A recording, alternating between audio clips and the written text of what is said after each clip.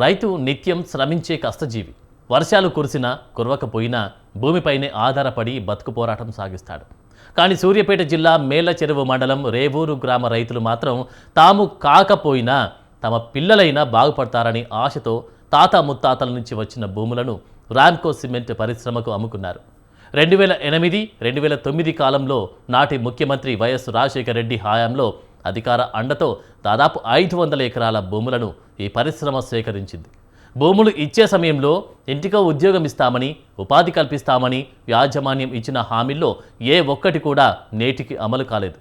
Cement పరిశ్రమ పేరుతో భూములు కొనుగోలు చేసిన యాజమాన్యం అక్కడ ఫ్యాక్టరీ నిర్మించకుండా నిర్లక్ష్యం చేసింది.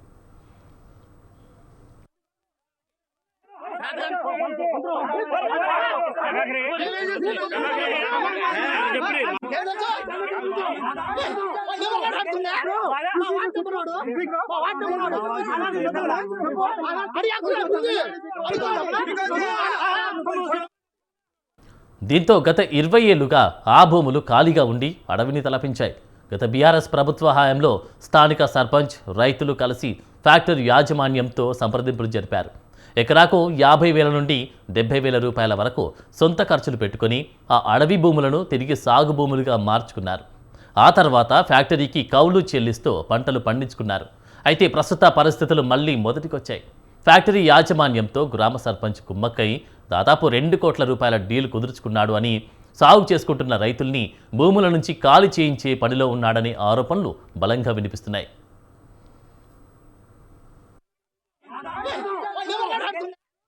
మరోవైపు ఈ ఆరోపణలపై గ్రామ సర్పంచ్ గురువయ్య స్పందించారు. తనపై వస్తున్న ఆరోపణలు ముమ్మాటికి తప్పని స్పష్టం చేశారు.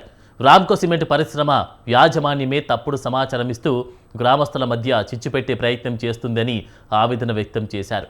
ఇటు భూములు కోల్పోయి అటు హామీ ఇచ్చిన ఉద్యోగాలు రాక ఉపాధి కోల్పోయామని రైతులు తీవ్ర ఆందోళన వ్యక్తం చేస్తున్నారు. కష్టపడి సాగుకు యోగ్యంగా మార్చుకున్న భూముల్లో సాగు చేసుకుంటామంటే సర్పంచ్ యాజమాన్యంతో చేతులు కలిపి ఇబ్బందులకు గురి చేస్తున్నాడని బాధితులు మండిపడుతున్నారు. సిమెంట్ పరిశ్రమ పేరుతో తమ పొట్టగొట్టిన రామ్కో యాజమాన్యంపై ప్రభుత్వం తక్షణమే స్పందించి కఠిన చర్యలు తీసుకోవాలని రేవూరు గ్రామ రైతులు డిమాండ్ చేస్తున్నారు.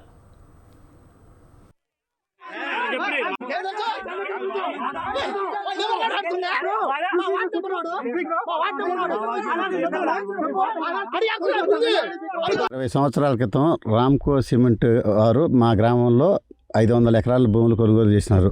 కొనుగోలు సమయంలో ఫ్యాక్టరీ నిర్మించి అందరికీ ఉపాధి కల్పిస్తామని హామీ ఇచ్చి కొనుగోలు చేసినారు. 20 సంవత్సరాలైనా ఫ్యాక్టరీ నిర్మించబోవడంతో రైతు కూలీలకు ఉపాధి లేక అందరం కూడా అప్పుడు ఫ్యాక్టరీ వీపీ గారిని సంప్రదించి సామరస్యంగా గ్రామస్తులకు ఫ్యాక్టరీ వారికి ఇబ్బంది లేకుండా నేను సర్పంచ్ టైంలో మాట్లాడి మొత్తం భూమి వినియోగం తేవడం జరిగింది. కానీ ఈరోజు కొత్తగా వచ్చిన సర్పంచ్ ఫ్యాక్టరీ వారితో 2 కోట్లకు ఒప్పందం చేసుకొని ఎలాగైనా భూములు ఖాళీ చేయించి ఫ్యాక్టరీ వారికి ఒప్పజెప్పాలని కుట్రపూరితంగా వ్యవహరించి రైతుల మీదకి ఉసిగొలిపి జనాలను పంపుతున్నారు. రామ్కో సిమెంటు యాజమాన్యం వారికి ఫ్యాక్టరీ కట్టడానికి రేవూరు గ్రామ రైతులు అమ్మడం జరిగింది 20 సంవత్సరాల క్రితం.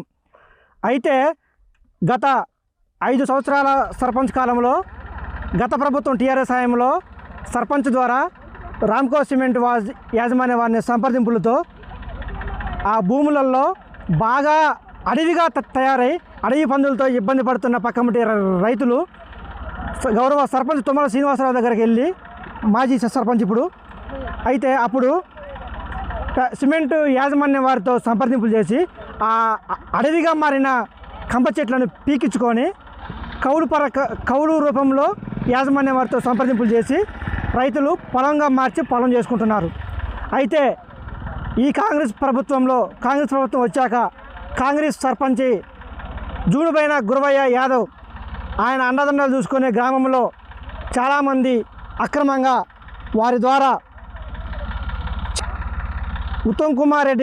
గౌరవ ఉత్తమ్ కుమార్ రెడ్డి గారి పేరు చెప్పి ఇక్కడున్న ఆ సర్పంచ్ అనుచరులు ఈ పొలాలు చేసుకుంటున్నటువంటి రైతుల మీద దౌర్జన్యంగా దాడికి గురి చేసి వాళ్ళ పొలాల మీదకి వచ్చి లాక్కునే ప్రయత్నం చేస్తున్నారు. యంత్రాలు పెట్టుకొని మేము ఆ డబ్బులు పుట్టక కూడా మేము భార్య పిల్ల మెల్లలో తాళ్ళు కుదవ పెట్టుకుని బ్యాంకీలో ఒక్కొక్క ఎకరానికి 50 నుంచి 70 వేలు దాకా ఖర్చు వచ్చింది.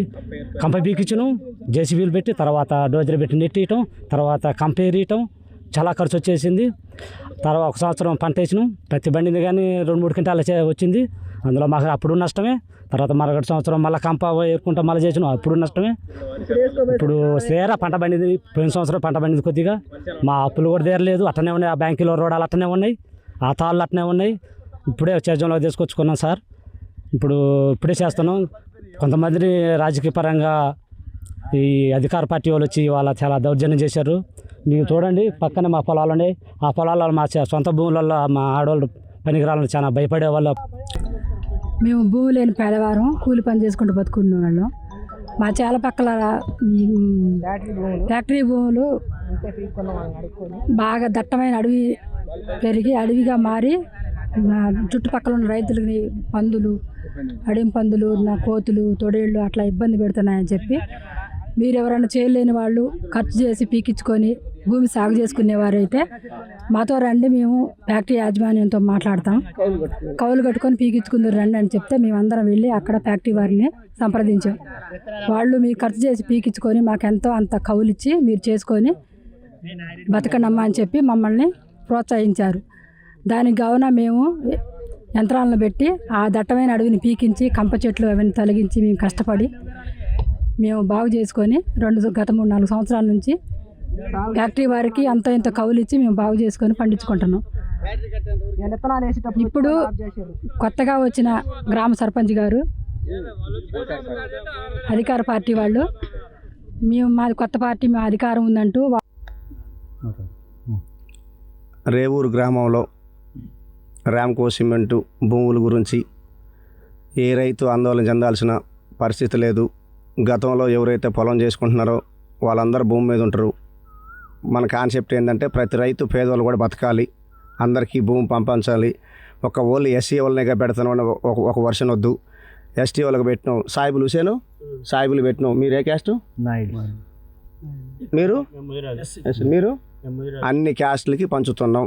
అది ఎట్లా పంచుతున్నాం అంటే 40 ఎకరాలు, 20 ఎకరాలు, 10 ఎకరాలు ఎవరైతే చేసుకుంటున్నారో వాళ్ళకి తలా 2 ఎకరాలు ఉంచి, ఇది ఎందుకంటే ఫ్యాక్టరీ వాళ్ళ భూమి కాబట్టి మనం ఫ్యాక్టరీ కట్టుకోవడానికి అమ్మినాం కాబట్టి ఫ్యాక్టరీ వాళ్ళతో మేము మాట్లాడుకుంది ఏంటంటే, ఫ్యాక్టరీ కట్టట్లేదు కదా సార్, మాకు అప్పుడు దాకా ఉపాధి ఉంటుంది, మీ ఫ్యాక్టరీ కట్టే వరకు మాకు ఈ లీజుకి ఇవ్వండి అని లీజుకి ఇవ్వడం జరిగింది. ఆ లీజుని అయితే మనకి లీజ్ ఇస్తున్నారు. మన ఊర్లో 20,000 కౌలు నడుస్తుంటే ఒక 5,000 ఇవ్వమన్నారు. 5,000 గతంలో ఉన్న పాలకులు కూడా అంతే చేశారు. అదే విధంగా మేము చేస్తాను. ఇప్పుడు కొత్తగా నేను చేసేది ఏంటంటే, ఎవరి దగ్గర అయితే భూమి 10 ఎకరాలు, 20 ఎకరాలు, 30 ఎకరాలు, 40 ఎకరాలు రైతులు పండించుకుంటున్నారో వాళ్ళ నుంచి కొంత తీసి కొంతమంది రైతులకి ఇవ్వడం జరుగుతుంది. ఎలాంటి డీళ్ళు అంబేద్కర్ సాక్షిగా చెప్తున్నా, నేను అమ్ముడు పోలేదు, నాకు అవసరం లేదు.